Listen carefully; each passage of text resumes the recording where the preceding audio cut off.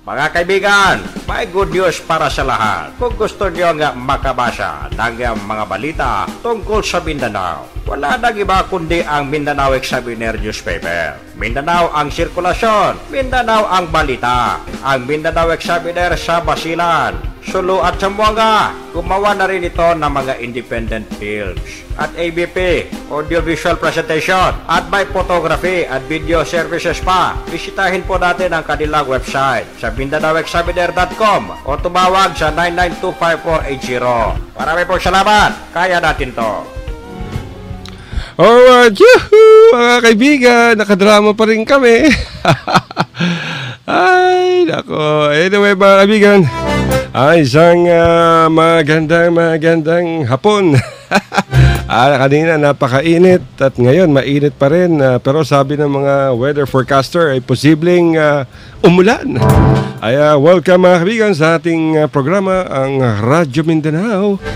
Dito lamang sa Radio Philippines Network, GCPLX, Zamboanga City. Ito po ang balingkod, Alasinto, nagsasabing isang mainit na hapon at kasama natin ang aking co-anchor, si Brother Abdel. Okay, yung undo ka ninyong tanan mga igsunan. Kumusta ka mo karong adlaw? Hinaot nga naadas maayong panglawas.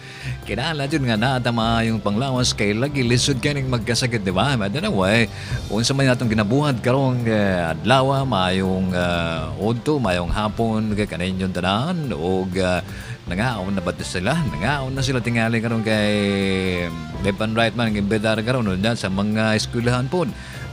Parte-parte ang atong mga bata, atong mga estudyante, ating mga pupils diyan, di ba? So salam doon ka nagadantan. Mga doon mga lang, wala kita niyo mga waktu ini. Di alam tayo ng Zamboanga, 98 barangay ng Zamboanga. Salam doon mayong udto, mayong hapong ganun doon tanan. So, bil naman ito pa mga Basilan, Sulu, iban de tawi-tawi sambil limiw pasin tawi-tawi harap ito pa mga sama Malaysia doon. Salam doon akan nagdadaan doon na yan. Naulong kita niyo mga waktu ini. Welcome ha programa na do. Ini Radio Mindanao, simbangay niyo makasi malasa niyo kakansi niyo Abdel Diza.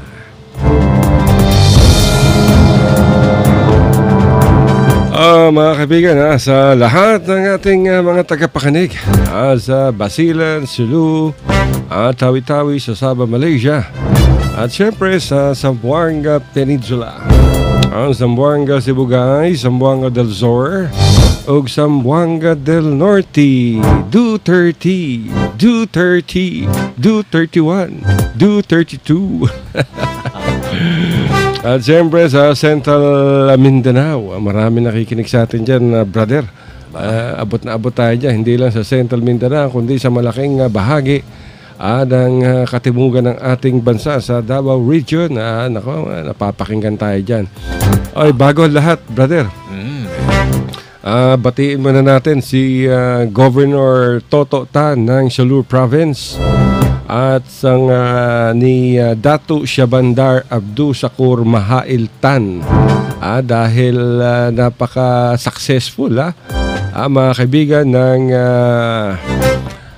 Christmas Town Hall meeting with President Rodrigo Duterte kagabi. At grabe, nakaka-touch yung kaganapan kagabi dahil sa pagsisikap ni former Governor Sakurtan at ni Pangulong Duterte ay dabigyan ng malaking tulong ang mga tausug, ang lalawigan ng Sulu. Dahil napakaraming mga mga pledges. Pledges mga kaibigan. At galing, hindi lamang pledges o commitment, galing to sa malaking kumpanya, sa PLDT, kay Lucio Tan, sa Go Negosyo, kay Joey Concepcion. At talagang very touching dahil yung launching ng Christmas Town Hall with Tatay Digong Duterte, ito yung launching din ng Save Sulu Project. Ito'y matapos na magkausap si former Governor Sakurtan at si Tatay Digong Duterte. Nung sa Maynila yata to o sa Davao, and then afterwards ay every now and then pinapupunta ni Tatay Digong Duterte itong si Governor Toto Tan at yung kanyang ama na si former Sulu Governor Sakurtan sa Malacanang, at over dinner ay doon pinag-uusapan ang iba't ibang maaaring maibigay sa Sulu Province. At siyempre marami ang marami ang nakinabang. Marami ang nakinabang, marami ang tao ang siyang nag-pool ng kanilang resources. At very touching dahil imagine mga kaibigan, marami magtatayo ng coal-fired power plant diyan sa Sulu Province, magtatayo ng poultry contract growing project sa Sulu, magtatayo yung Chinese Chamber of Commerce ng mga paaralan, yung Maynilad, magtatayo din ng tubig, si Manny Pangilinan ng PLDT ay nangakong aayusin yung 18 smart cell sites dyan sa lalawigan ng Sulu upang lalong mapagtibay ang digital communications. At bukod diyan ay si Luciutan naman ay nangako na muling bubuhayin yung air biyahe, aeroplano, aeroplano from Zamboanga to Sulu and vice versa. At talagang grabe yung talagang nangyari dahil nung nagsalita si former Governor Sakurtan, akala ko iiyak siya. Akala ko maluluha dahil napaka-emotional nung kanyang pahayag, yung kanyang speech. At lahat ay nakatingin sa kanya. Lahat ng mga big time na mga negosyanteng Pilipino, foreigners, pati si US Ambassador nandoon din, yung mga representatives ng nitong Indian Chamber of Commerce at marami pang iba. Talagang nakakaantig damdamin mga kaibigan dahil matindi talaga yung tulong at yung edukasyon ng talagang edukasyon at ekonomiya at yung kabuhayan ng mga residente ng taga-Sulu. Kaya napakaganda. Pero tignan natin kung makaka-hook up tayo dito sa RTVM ng Malacanang upang mapakinggan naman natin yung ilang bahagi mga kaibigan ng speech nitong si Joey Concepcion na isa sa mga nasa likod nitong matagumpay na negosyo para sa kapayapaan sa Sulu. This is a Christmas town hall meeting with President Rodrigo Duterte, and of course nais nating pasalamatan si Agriculture Secretary Manny Piñol dahil sa kanya nagsimula ito lahat dahil nung nag-usap si Tatay Digong at saka si former Governor Sakurtan ay pinapunta ni Tatay Digong mga kaibigan etong si Manny Piñol sa Sulu upang tignan kung ano-ano ang mga kailangan at problema diyan sa Sulu Province. At in a matter of 1 day, 2 days, na ikot ni Secretary Piñol ang Sulu, nakipag-usap kay Governor Toto Tan, sa mga iba pang stakeholders, kay former Governor Sakurtan.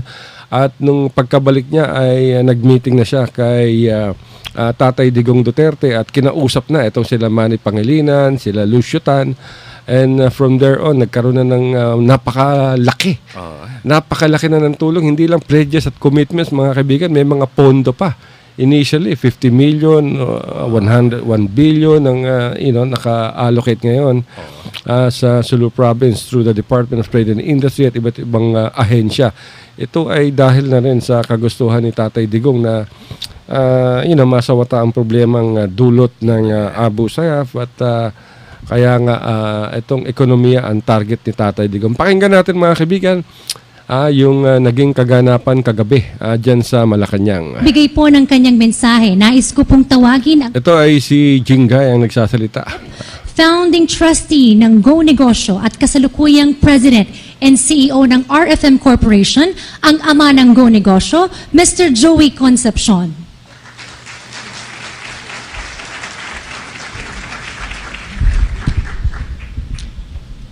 Good evening. First of all, I know some of you have arrived here as early as 2 o'clock, and I know you're quite hungry, and we will try to make this brief. But then again, I'd like to thank for really allowing this event to happen despite his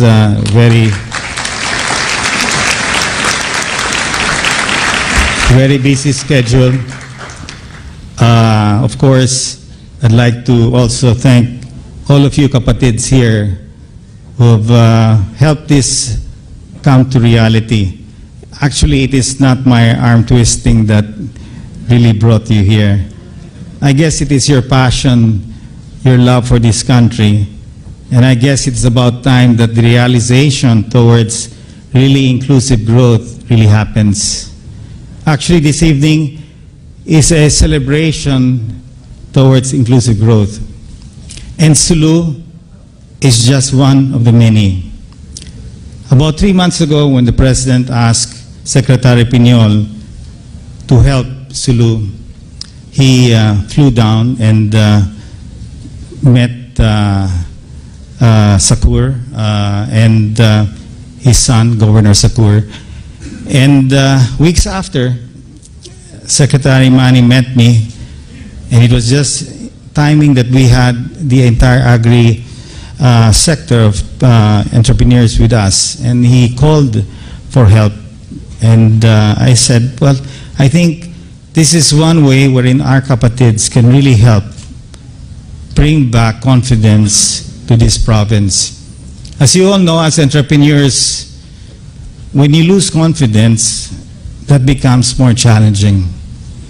And I believe that despite the President's mandate to really bring peace to Sulu, and his entire military force is there fighting the rebels, we should show to the citizens of Sulu, of which Rosalyn Dawi was born there, and in fact the grandparents of my wife started the school in Sulu. So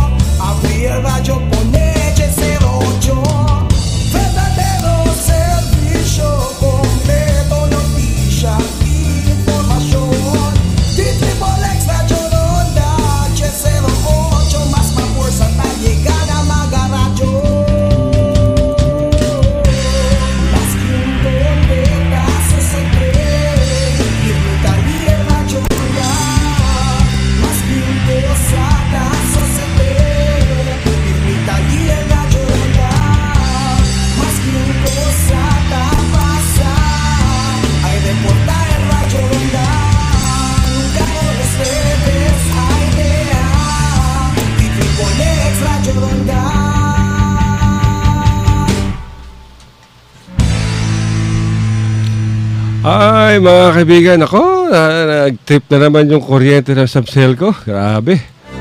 Nawala tayo sa ere.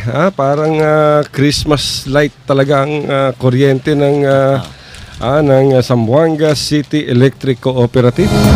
Kailan kaya magbabago serbisyo ng subcell ko? Siguro kung bago na yung mga board of directors tsaka managers.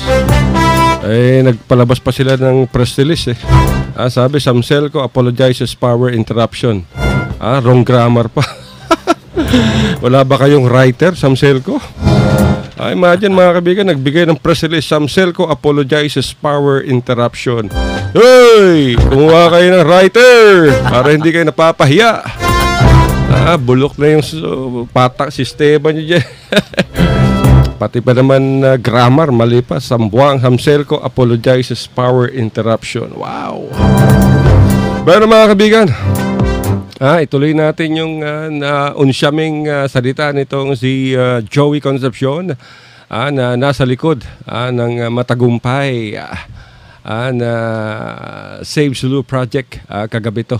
Pakinggan natin si Jingay. Si Jingay ang nag-host ito at kasama rin sa Go Negosyo mga kaibigan. At upang mapakinggan natin yung kanilang sinasabi, di ba mga kaibigan?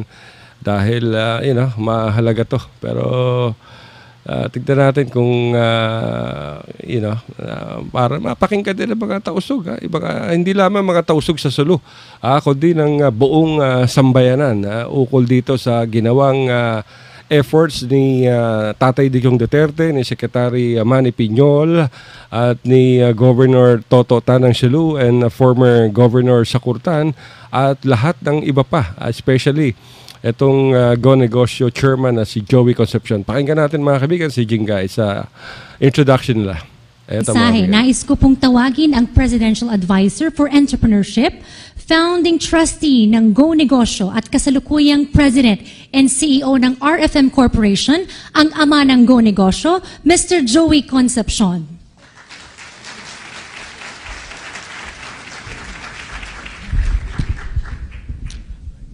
Good evening. First of all, I know some of you have arrived here as early as 2 o'clock, and I know you're quite hungry, and we will try to make this brief. But then again, I'd like to thank for really allowing this event to happen despite his very busy schedule. Of course, I'd like to also thank all of you kapatids here who have helped this come to reality. Actually, it is not my arm twisting that really brought you here.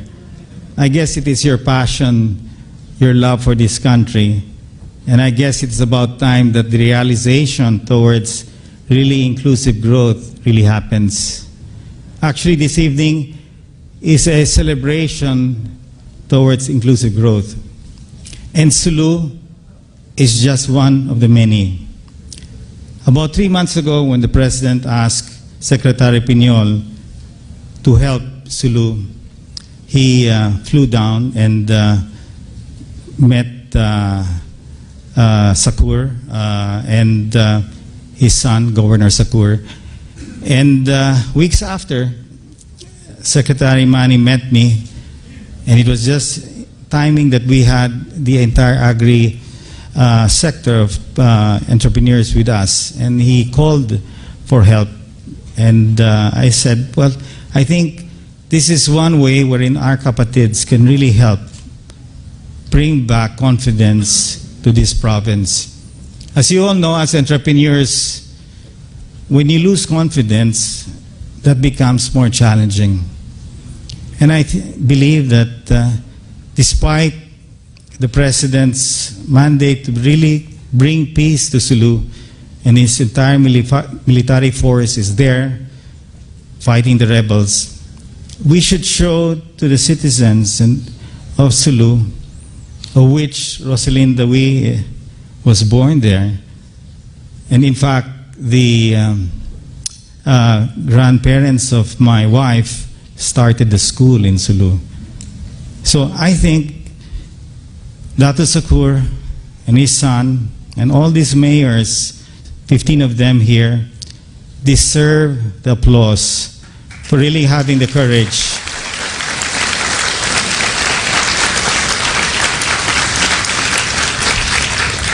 I know your province is challenged. Don't give up. And we are all behind you. Later on today, we will be sharing kind of support we have. Also, I'd like to commend, as we really bring about inclusive growth, I'd really like to commend our two secretaries here, Secretary Mon Lopez and Secretary Manny Pinon.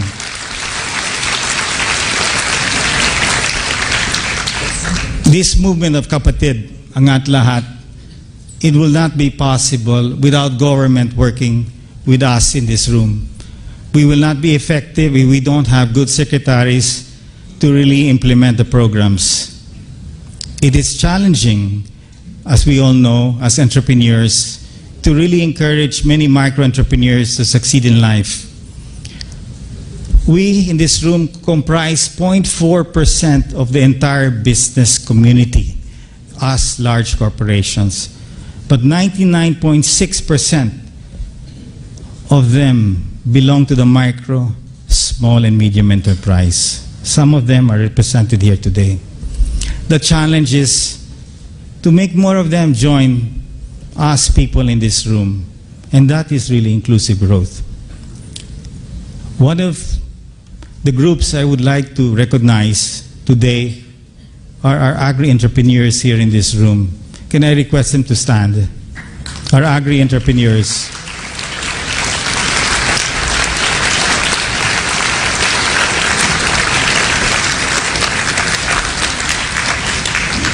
There are much more than that. We just couldn't accommodate them in this room. But to me, agri is the game changer. Without agri, I don't think we will ever solve poverty in this country.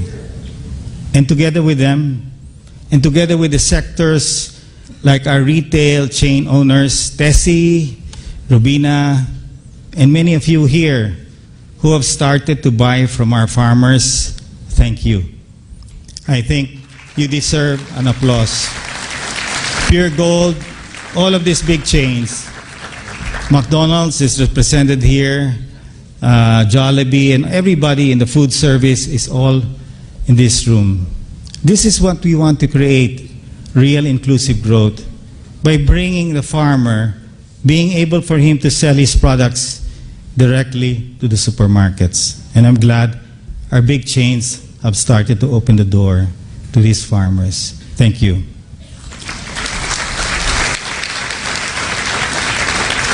Moving forward, in 2017, I think we have a great president. His style may be a little bit different from what some of us expect, but I think his passion to serve this country, to really make a difference, to be a big game changer, is what we need. And Mr. President, you have the entire business community behind you today.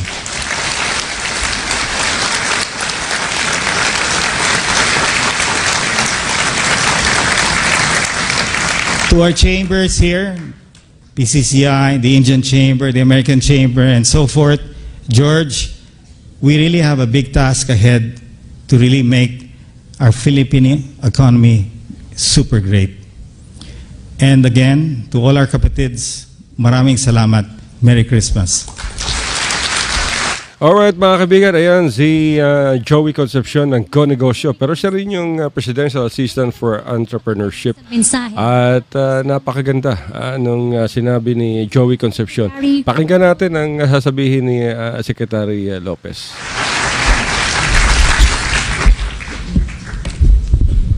Mr. President, Madam President PGMA, there are distinguished senators who are really entrepreneur advocates. Thank you very much for being here. Our partners in government, the DTI family is here, Mr. President, the DA, as well as, of course, ang bida for today, our business sector partners, our kapatid, the various business groups who are gathered here to make a difference in the lives of others. It's like really a Christmas is in the air. Christmas spirit is really just a few days, or Christmas is just a few days from now. And everybody would really just like to do something for others. And I guess that's the essence of being a true Filipino. No? And the business groups here, a very strong Viber group, the agriculture sector, you will recognize. Malaki nagagawa ng Viber group talaga. And of course, you have constant communication with us, with Joey, and we thank you for the tremendous response in pushing forward the kind of assistance, cooperation, collaboration that all of us can do, especially when we are called to help a particular area, agriculture, and pushing for agriculture and agri-industry development in Sulu. Jingay, congratulations for taking the lead also in our project for Sulu. Congratulations again, PA Joey, for again the leadership in the business sector, gathering the various business groups here. You're correct, you don't have to arm twist them. They are here because of the passion really to serve the country, doing their own share, make a difference in the lives of others. So, Mr. President, what we have here, what you see here, are the business sectors that are ready to help the country, ready to help your administration in really helping the country achieve tremendous growth, beating poverty. As you know, we are on the verge of a breakthrough. We all need the help of everyone. Walang ko-kontra, walang o-opposition, because we only have one country. We really need to help the country. We don't have to shoot ourselves in the foot. No? And this is our chance.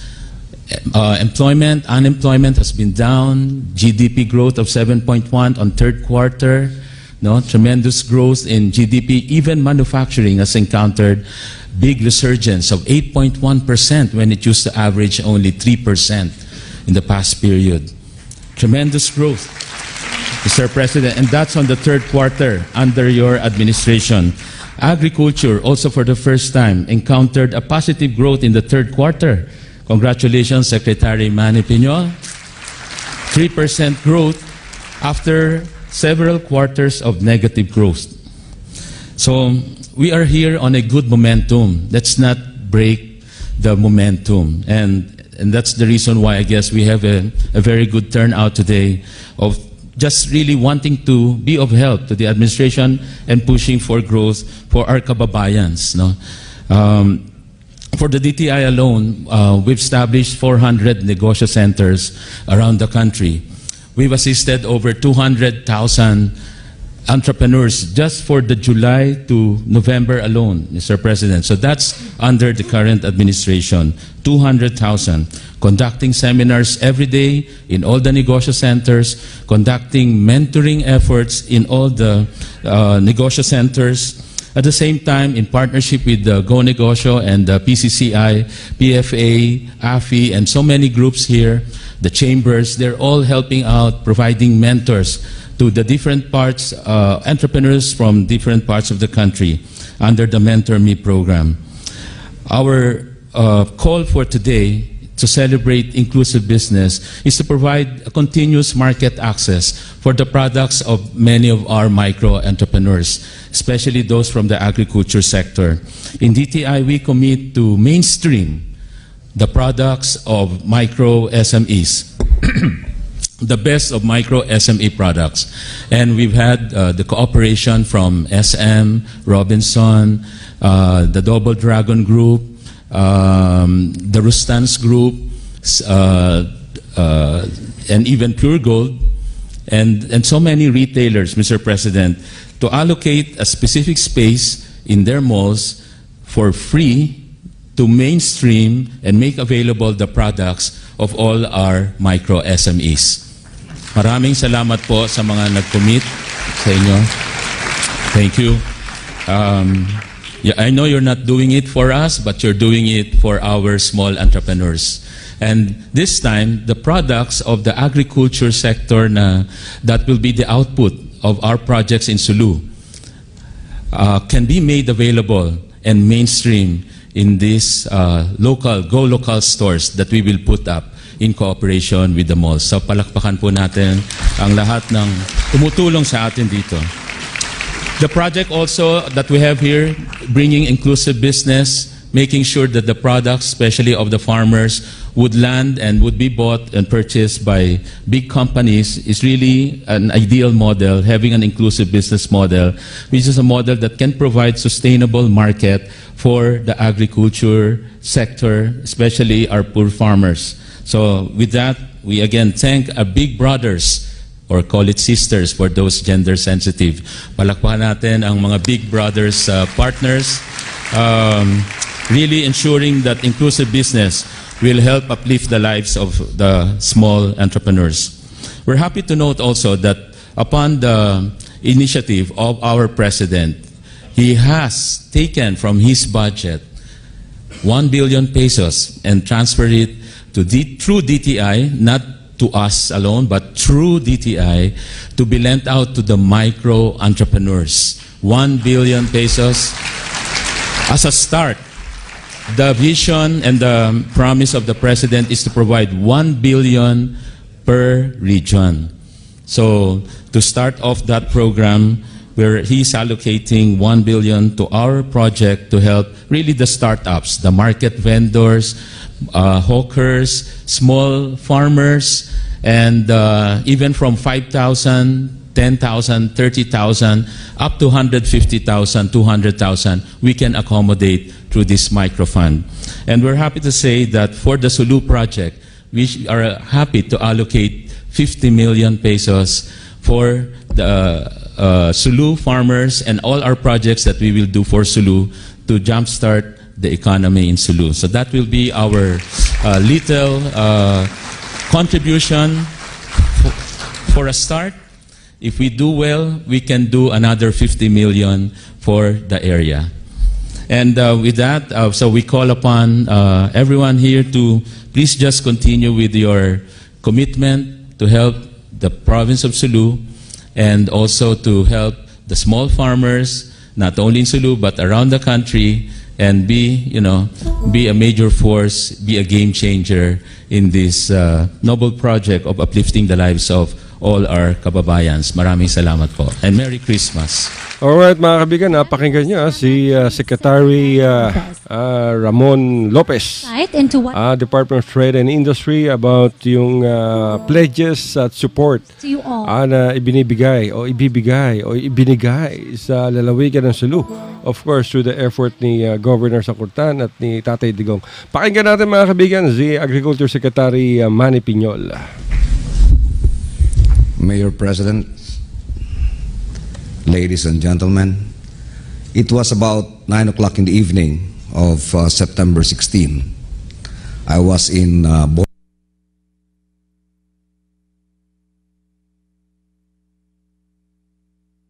Borongan, Eastern Samar, for the Biyahing Bukid, when I received a call from Secretary Bongo, who told me that the President wanted to talk to me. Of course, what followed next was the cool but authoritative voice of the man I have admired for so long. And he said, "Man, I'm with Governor Tan now. They have problems in Sulu. Can you please go to Sulu?" What can I say? It was the President telling me. Yes, sir. September 16, September 19, I was in Sulu. September 20, we were back in Zamboanga. September 21 in the morning, I was meeting with Ramon Ang of San Miguel Corporation. September 29 evening, I was meeting with Joey Concepcion. That was 3 months and 4 days ago. Today, we're here. But let me tell you the story. When we took the 2 Huey helicopters from Zamboanga to Sulu, we flew over beautiful islands, blue waters. And I thought I saw schools of fish literally waving at us, asking us to catch them because they're dying of boredom. I know it's an exaggeration, but this is how rich Sulu is. But they could not catch more fish because they don't have a cold storage. They have one, but since their power is provided by a diesel generator, it will be more expensive for them to operate a cold storage than the money they will earn from selling the fish. We went to the interior of Sulu, and right away, I knew what the president wanted. We have long talked about this even before he agreed to run for president. President Duterte has always told me in the past that arms alone will not win this war. There's got to be something else. And we both agreed that alongside the campaign against terrorism, against armed groups, there should be the soft hand that would provide comfort to people in distress. This is the basic concept of the Save Sulu project. In fact, when I presented this project to Joey Concepcion and his group, the title of the project was Adopt a Village Program.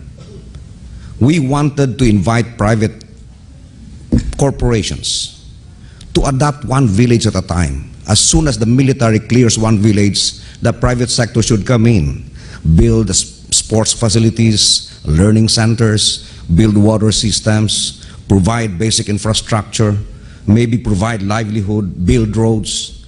This was the basic concept of the Save Sulu project. But Joey is a miracle worker, and I have to give credit to Joey Concepcion for all of this. And of course, to this fearless, beautiful lady who traveled to Sulu twice or 3 times to complete the whole job, Mr. President. Today, I am happy that all of you are here, and I hope that this would be the start of the support of the private sector to the peace efforts. Government cannot win this war alone. You have to help us. Mr. President, reporting. I am ready to be dispatched to Lanao del Sur. Thank you very much. Okay mga kaibigan, napakaganda nung sinabi nitong si Agriculture Secretary Manny Piñol about this, yung kanyang mission accomplished dito sa Christmas Town Hall meeting with President Rodrigo Duterte sa Malacanang Palace kagabi.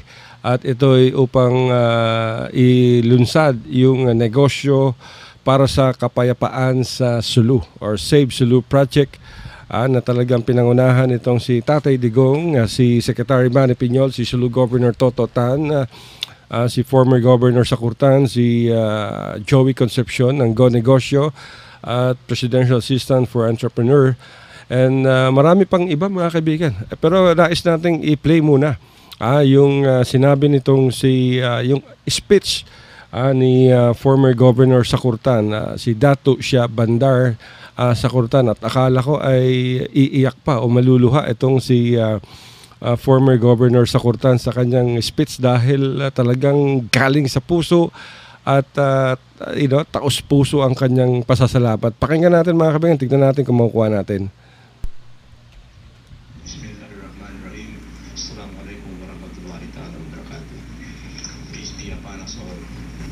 Mr. President, thank you very much for this affair this evening. This is product of your genius. I remember one time I took the chance to see the President in Zamboanga. That was in August. And when I started talking to him, the President told me, we cannot talk about that for only a very short time. Let us have dinner one of these days. Let me see, he said, if we can schedule this after I get back from my foreign trip. He left for Vietnam and came back in, that was early September. And actually, I really never thought, considering the business of the president, he would still remember that he would meet us over dinner. Only to get the message from Mr. Bongo, Secretary Bongo, that we have a scheduled dinner with the president on the 15th of September. And we had that at the Bahay Pagbabago. We even asked the waiters there, who among the visitors of the president ever ate or had dinner in this hall? And we were told, you are the first, and maybe you are the only one. Thank you, Mr. President.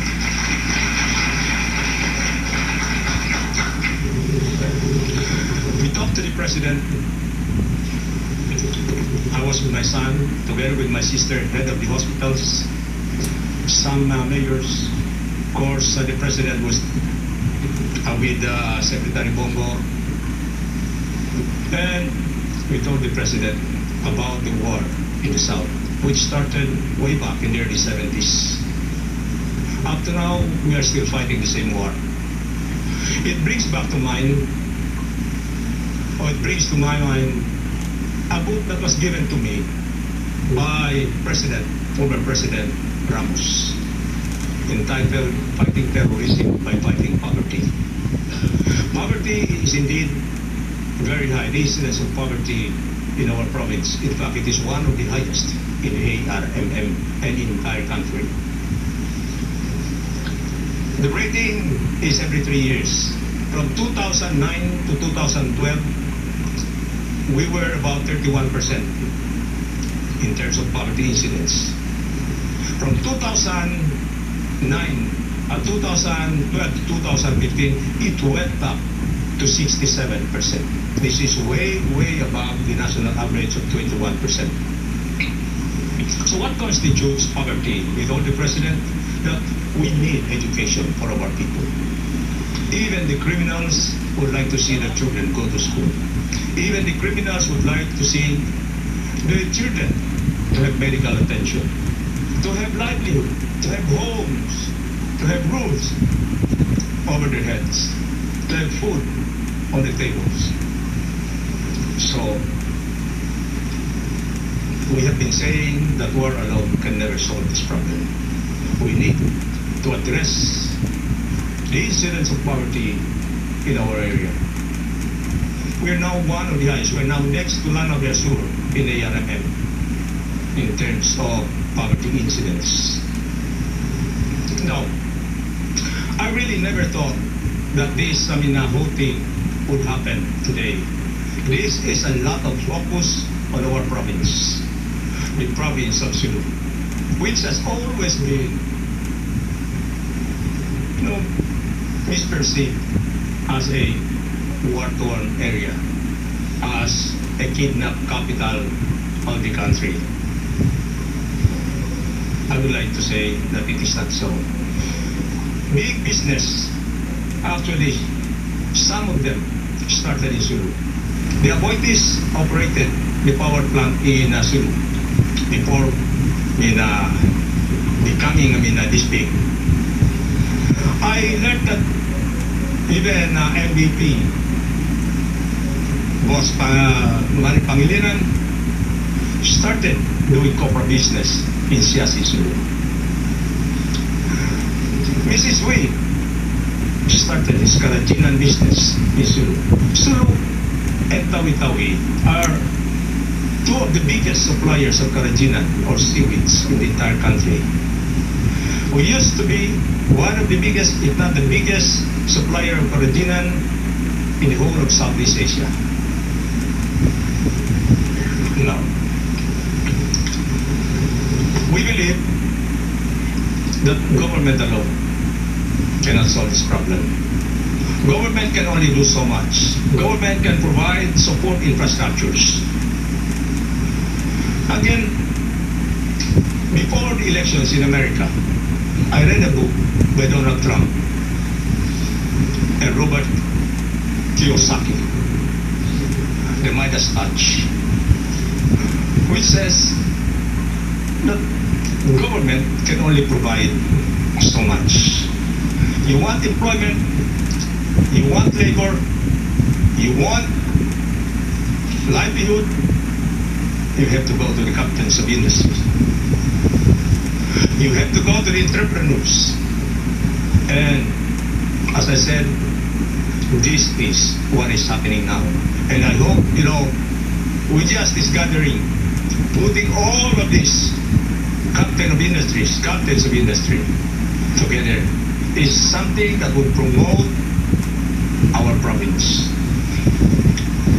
In terms of resources, Sulusi is the richest fishing ground throughout the world. We have the strongest fiber. Our abaca is the strongest fiber in the world.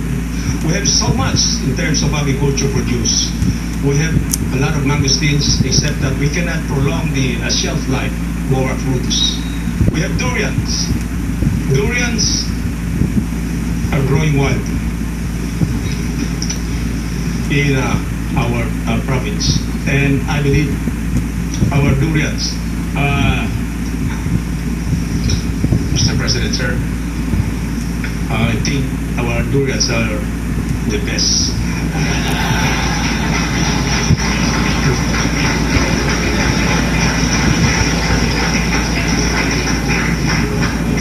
And we hope, I'm sure the President has tasted already our durian.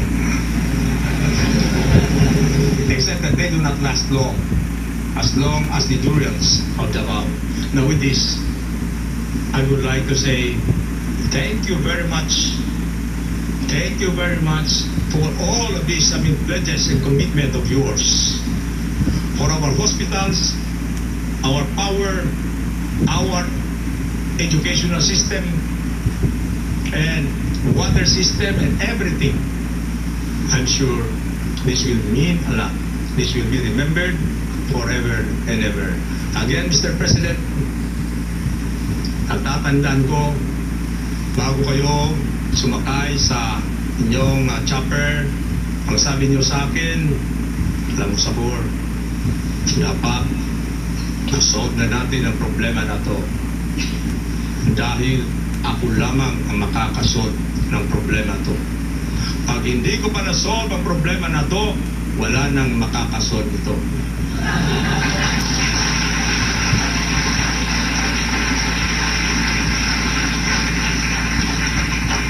Kung sabi ko sa kanya bago umalis si Mr. President, si President Sir, sabi ko, Sir, pag hindi pa na-solve ang problema na to, Diyos lamang ang makakasolve na ito. Maraming salamat. Thank you very much to all of you. Wassalamualaikum warahmatullahi ta'ala wabarakatuh.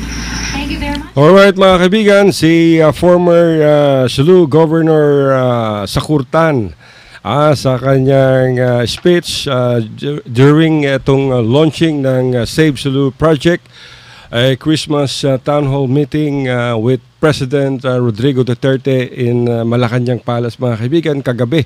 At talagang napaka-sincere nitong si Governor Sakurtan sa kanyang talumpati. At kung nakikita sana ninyo yung video, lahat nakatingin sa kanya.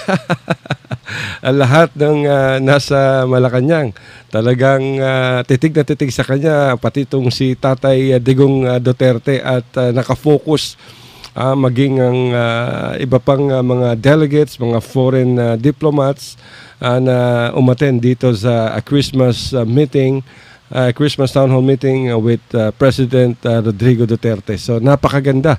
Yung mga tausog, mga kapatid natin, mga brother dyan sa Sulu Province, asahan ninyo ang malaking pagbabago starting this year, before the end of the year, or most likely January next year. Talagang nandiyan na ang pagbabago, ang pag-asa, change sa scam, ika nga.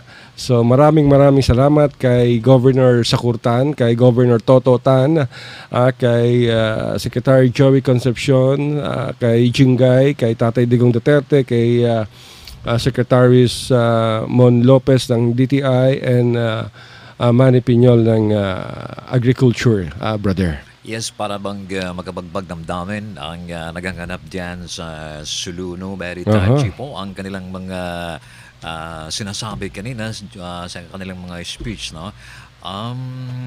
Siyempre, mga kaibigan, mga kapatid, dahil yung pang inaasam-asam ng mga Suluanos na kailan ba talaga silang pansinin or bigyan atensyon ng ating